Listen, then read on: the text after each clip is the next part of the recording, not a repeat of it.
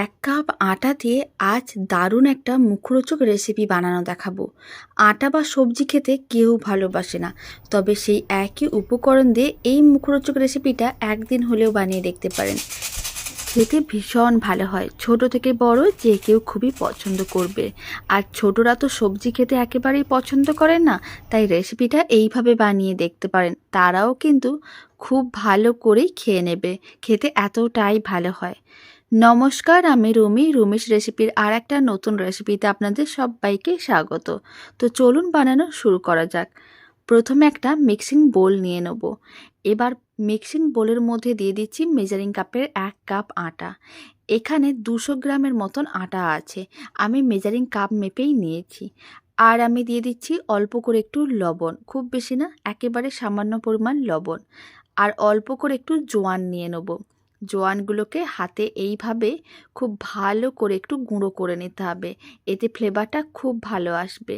চাইলে দিতে পারেন, না চাইলে নাও দিতে পারেন, কোনো অসুবিধা নেই। এবার খুব ভালো করে লবণ আর জোয়ানটা আটার সঙ্গে মিশিয়ে নিতে হবে। আর এখানে কিন্তু লবণ খুব বেশি না, একেবারে সামান্যই দিতে হবে। খুব ভালো করে মেশানো হয়ে গেছে, কোনো রকম তেল দেওয়ার দরকার নেই, এইভাবেই মিশিয়ে নিতে হবে। তারপর অল্প অল্প জল দিতে হবে। রুটি বা পরোটা করার জন্য যেরকমই ডো রেডি করি, ডোটা ঠিক সেইভাবেই রেডি করতে হবে। এখানে আমি রুম টেম্পারেচারের জলই নিয়েছি, কোনো রকম ঠান্ডা বা গরম জল নিইনি। আর একসঙ্গে অনেকটা জল দেওয়া যাবে না, অল্প অল্প জল দিয়ে ডোটা রেডি করতে হবে। তাহলেই কিন্তু খুব সুন্দরভাবে ডোটা রেডি হবে। দেখবেন কিছুক্ষণ পরে এরকমই মিক্সিং বোল থেকে একেবারেই আলাদা হয়ে যাচ্ছে ডোটা। এখন ডোটার থেকে দুটো লেচি করে নেব। এখানে আমি ঠিক এরকমই বড় বড় সাইজের দুটো লেচি করে নিলাম। লেচি দুটোকে এক সাইডে রেখে দিয়েছি। এবার একটা প্লেট নিয়েছি, প্লেটের মধ্যে একটা কাঁচা আলু নিয়েছি, খোসা ছাড়িয়ে নিয়েছিলাম, একটা গাজর নিয়েছি। প্রথমে গাজরটাকে গ্রেট করে নিতে হবে। খোসা ছাড়িয়ে খুব ভালো করে জল দিয়ে ধুয়ে পরিষ্কার করে রেখেছিলাম, তাই গাজরটাকেই প্রথমে গ্রেট করে নিচ্ছি। আমি এখানে আমার পছন্দ অনুযায়ী সবজি দিয়েছি, তবে সবজির পরিমাণটা আপনারা আপনাদের পছন্দ অনুযায়ী দেবেন বা কম বেশি করবেন। আমি এখানে গাজর, আলু, ধনেপাতা এইসব দেবো, তবে আপনারা আপনাদের পছন্দ অনুযায়ী যে কোনো সবজি দিয়ে দেখবেন, খেতে দারুণ লাগবে। সমস্ত গাজরটাকেই গ্রেট করে নিয়েছিলাম, এক সাইডে রেখে দিয়েছি। এবার আমি আলু নিয়েছি, আলুটাকে ঠিক একইভাবে গ্রেট করে নিতে হবে। আর আমি এরকমই একটা ছোট্ট গ্রেটার নিয়েছি, তাহলে সরু সরু হয়ে গ্রেট হবে, এতে রান্নাটাও অনেক তাড়াতাড়ি হয়ে যাবে। খুব কম সময়ের মধ্যে রেডি হয়ে যায়, আর মাত্র কয়েকটা উপকরণ দিয়ে রেডি করা যায়। এত সহজে রেডি করে নিতে পারবেন, আর দেখতে একেবারেই অন্যরকম হবে। ছোট বড় যে কেউ খুবই পছন্দ করবে। আলুটাকেও একইভাবে গ্রেটারে গ্রেট করে নিয়েছিলাম, তবে গাজরটাকে যেহেতু আগে থেকে ধুয়ে রেখেছিলাম তাই ধুতে হলো না, কিন্তু আলু গ্রেট করার পরেও ধুতে হবে। তার জন্য মিক্সিং বলে বেশ কিছুটা পরিমাণ জল নিয়ে রেখেছিলাম, গ্রেট করা সমস্ত আলুটা দিয়ে দিলাম। খুব ভালো করে 2-3 বার জল দিয়ে ধুয়ে নেব, যতক্ষণ না জলটা পরিষ্কার হচ্ছে। আর এইভাবে ধুয়ে নিলে আলুর মধ্যে কোনো রকম লালচে ভাব থাকবে না। খুব ভালো করে 3-4 বার ধুয়ে তারপরে আমি আপনাদের দেখাচ্ছি। গ্রেট করা আলুগুলোকে খুব ভালো করে ধুয়ে নিয়েছিলাম, আপনারা দেখুন একেবারে পরিষ্কার। এখন এর মধ্যে কয়েকটা জিনিস দিয়ে দিতে হবে। প্রথমে আমি দিয়ে দিচ্ছি গ্রেট করে রাখা গাজর। আপনাদের বাড়িতে বাঁধাকপি থাকলে সেও দিতে পারেন, যে কোনো সবজি আপনারা দিতে পারেন। আর আমি দিয়ে দিলাম অল্প করে একটু লবণ, মানে স্বাদ অনুযায়ী লবণ। আর সামান্য পরিমাণ গরম মশলার গুঁড়ো দিচ্ছি। রান্নাটা আমি নিরামিষেই বানানো দেখাচ্ছি, আপনারা চাইলে কুচনো পেঁয়াজ দিতে পারেন, তবে আমি নিরামিষেই বানানো দেখাচ্ছি। অল্প করে একটু চিলি ফ্লেক্সও দিয়ে দিলাম। আর আমি দিয়ে দিচ্ছি বেশ কিছুটা পরিমাণ কুচনো ধনেপাতা। ধনেপাতা পছন্দ হলে দেবেন, না পছন্দ হলে নাও দিতে পারেন, কোনো অসুবিধা নেই। সমস্ত কিছু খুব ভালো করে একসঙ্গে মিশিয়ে নিতে হবে। আর এইভাবে মিশিয়ে নিলে সমস্ত মশলাগুলো খুব ভালো করে মিশে যায়। এখন এইভাবে আমি এক সাইডে রেখে দিচ্ছি। আর লবণ দেওয়ার কারণে গ্রেট করা আলু, গাজর সমস্ত কিছু একটু নরম হয়ে যাবে। এখন এক সাইডে রেখে দিচ্ছি। আর এদিকে ছোট্ট একটা মিক্সিং বোল নিয়েছি, তার মধ্যে অল্প করে একটু আটা দিলাম। 3 চামচের মতন আমি আটা দিয়েছি। অল্প করে একটু লবণ দিয়ে দেবো। আর আমি দিয়ে দেবো অল্প করে একটু কুচনো ধনেপাতা। তারপরে বেশ কিছুটা পরিমাণ জল দিতে হবে। সমস্ত কিছু খুব ভালো করে মিশিয়ে একটা পাতলা ব্যাটার রেডি করতে হবে। এইভাবে ব্যাটারটা রেডি করে নিলে তাহলে যে আমি পুরটা দেবো সেটা বাইরে বেরিয়ে আসবে না, আর খেতেও ভালো লাগবে। খুব ভালো করে মেশানো হয়ে গেছে। এবার আটার এই মিশ্রণটাকে এক সাইডে রেখে দিতে হবে। আর আপনারা দেখুন ঘনত্বটা ঠিক এরকমই থাকবে। এবার আগে থেকে যে আমি দুটো লেচি কেটে রেখেছিলাম সেখান থেকে একটা লেচি নিয়ে নিলাম, আর বড় বড় করেই লেচিগুলো কেটে রেখেছিলাম। একটা লেচিকে নিয়ে এইভাবে একটু গোল করে তারপর একটু প্রেস করে চ্যাপটা করে নিতে হবে, আর অল্প একটু শুকনো আটা ছড়িয়ে দিতে হবে। তারপরে আর কি রুটির মতন করে বেলে নিতে হবে। এই যে রেসিপিটা বানানো দেখাচ্ছি, এটা খাওয়ার পরে চপ সিঙ্গারা খেতে যেমন মন চাইবে না, মোমো খেতেও মন চাইবে না, খেতে এতটাই ভালো হয়। অল্প করে আটা ছড়িয়ে তারপরে কিন্তু এইভাবে রুটির মতন করে বেলে নিতে হবে। এইভাবে সাইড বরাবর রুটিটাকে বেলতে থাকবেন, তারপরেই দেখবেন রুটিটা কিভাবে গোল গোল হয়ে ঘুরে যাচ্ছে। ঠিক এইভাবে আমি একটা পাতলা বড় রুটির মতন করে বেলে নিচ্ছি। একটু পাতলা করে বেললে কি হবে, তাহলে লেয়ারগুলো খুব সুন্দরভাবে রেডি হবে, ভেতরে কাঁচাও থাকবে না, আর খেতেও ভালো লাগবে। খুব ভালো করে এরকম একটা বড় একটা রুটির মতন করে বেলে নিয়েছিলাম। এখন এর মধ্যে পুর দিতে হবে। আলু ও যে গাজরের পুরটা আগে থেকে রেডি করে রেখেছিলাম, সেই কাঁচা আলু আর গাজরের পুরটা দিতে হবে। তার জন্য এইভাবে কিছুটা করে নিতে হবে, হাতে প্রেস করে জলটা ঝরিয়ে নিতে হবে, এক্সট্রা জল যাতে একেবারেই না থাকে। আর আপনারা দেখুন আলু ও গাজরগুলো আগে থেকে অনেকটাই নরম হয়ে গেছে। যতটা আমি পুর বানিয়েছিলাম তার থেকে আমি হাফ পুর এইভাবে হাতে প্রেস করে নিলাম, আর রুটির মধ্যে দিয়ে দিলাম।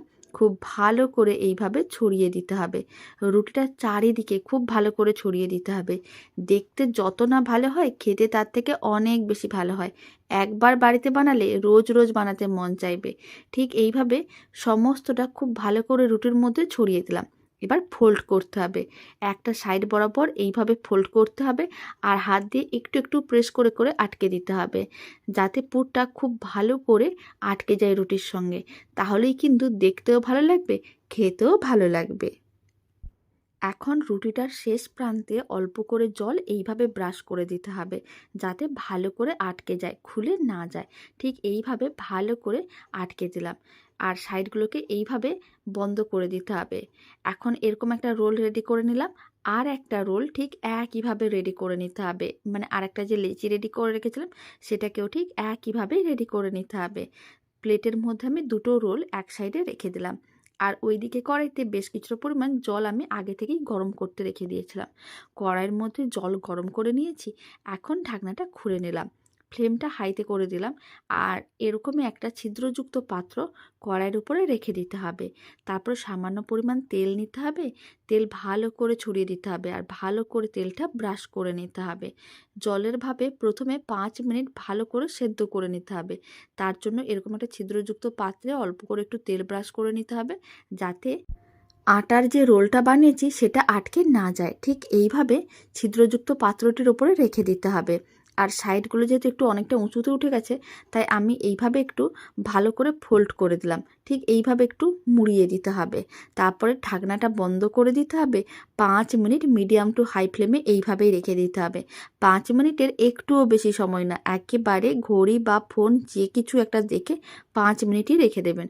5 মিনিট হয়ে গেছে, ফ্লেমটা অফ করে দিচ্ছি, আর ঢাকনাটা খুলে নিলাম। খুব সুন্দরভাবে সেদ্ধ হয়ে গেছে।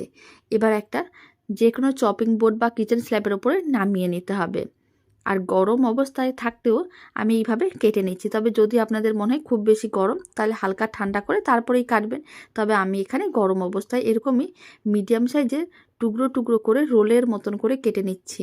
দেখতে যেমন সুন্দর হয়, খেতে তার থেকে 100 গুণ বেশি ভালো হয়। 100 গুণ বললেও কম হবে, 1000 গুণ ভালো হয়। এইভাবে সমস্তগুলো রোলগুলো রেডি করে নিয়েছিলাম। এবার এইগুলোকে ভেজে নিতে হবে। তার জন্য কড়াইতে পরিমাণ অনুযায়ী তেল গরম করে নিয়েছি। একটা করে টুকরো ব্যাটারের মধ্যে দিয়ে দিতে হবে, যেই ব্যাটারটা আমি আগেই বানিয়ে রেখেছিলাম। সেই ব্যাটারের মধ্যে একটা করে টুকরো দিয়ে ভালো করে ব্যাটারের মধ্যে কোট করে নিতে হবে। তারপরে অতিরিক্ত মিশ্রণটা ফেলে দিয়ে এইভাবে একটা করে দিয়ে দিতে হবে গরম তেলের মধ্যে। আর এইভাবে ব্যাটারের মধ্যে অল্প করে কোট করে দিলে তাহলে কি হবে, ভেতরে যে পুর বাইরে বেরিয়ে আসবে না, আর ওপরটাও অনেক বেশি মুচমুচে হবে, খেতেও ভালো লাগবে। সমস্তগুলো আমি একসঙ্গে দিয়ে দিচ্ছি। আপনারা চাইলে 3-4টে করেও ভাজতে পারেন, তবে আমি এখানে 8টাই একসঙ্গে ভেজে নেবো। যেহেতু আমি কড়াইতে ভাজছি আর একটু বেশি করে তেল দিয়েছি, তাই সমস্তগুলো একসঙ্গে ভেজে নিচ্ছি। আপনারা চাইলে অল্প করে তেল দিয়ে এপিড ওপিড হালকা করে ভেজে নিতে পারেন। যেহেতু আগে থেকে সেদ্ধ করা আছে, ঠিক ভেজ মোমোর মতনই খেতে লাগবে সেদ্ধ অবস্থায়। আর এইভাবে হালকা করে একটু ভেজে দিলে অনেক বেশি ক্রিস্পি লাগবে, খেতেও বেশ ভালো লাগবে। উল্টে পাল্টে এখন বেশ লাল লাল করে ভেজে নিতে হবে। ফ্লেমটা হাইতেই করে দিতে হবে, কারণ আগে থেকে যেহেতু সেদ্ধ করা আছে তাই খুব বেশি টাইমের প্রয়োজন পড়বে না। 3-4 মিনিটের মধ্যেই হাই ফ্লেমে উল্টে পাল্টে লাল লাল করে ভেজে নিলেই রেডি হয়ে যাবে দারুণ স্বাদের এই মুখরোচক রেসিপি। প্রায় 4 মিনিটের মতন সময়ের প্রয়োজন পড়েছিল। বেশ লাল লাল করে ভেজে নিয়েছি। এবার তুলে একটা প্লেটের মধ্যে নিয়ে নিতে হবে। আর এইভাবে বাড়িতে এই মুখরোচক রেসিপিটা বানালে কমেন্ট বক্সে জানাতে একেবারেই ভুলবেন না খেয়ে কেমন লাগলো। আর রেসিপিটা ভালো লেগে থাকলে আপনারা যদি ফেসবুক থেকে রেসিপিটা দেখছেন পেজটিকে ফলো করে নেওয়ার অনুরোধ রইল। ইউটিউব থেকে দেখলে চ্যানেলটি সাবস্ক্রাইব করে নেওয়ার অনুরোধ রইল।